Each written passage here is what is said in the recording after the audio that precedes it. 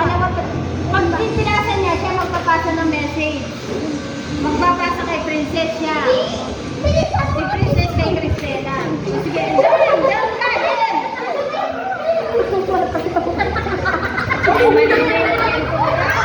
Nani pa rin. Sige. Siya din ang magsasalita dito.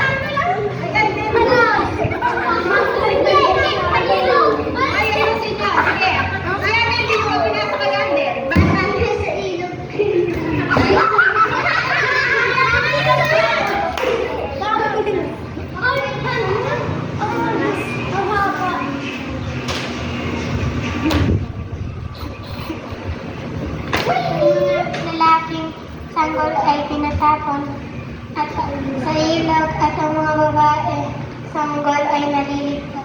Okay, tama. Ang narinig ko noon, ang mga batang lalaking sanggol ay itatapon sa ilog.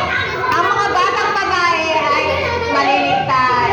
Noong panahon ni Moises, kasi si Haring Peru, si Haring Panahon ay takot mawalan na ng trono. Kaya sinabi niya na ang mga batang lalaki ay itatapon sa ilog kasi alam niya na meron ng ipapadalang magliligtas sa mga Hebreo, si Moises.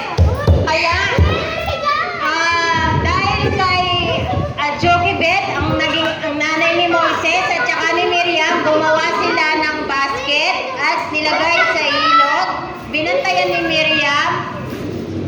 Kaya yun ang nangyari, naligtas si Moises dahil sa kanyang ate na si Miriam. Okay? Next. Babalik na ba ako si Princess mo at saka si Balak?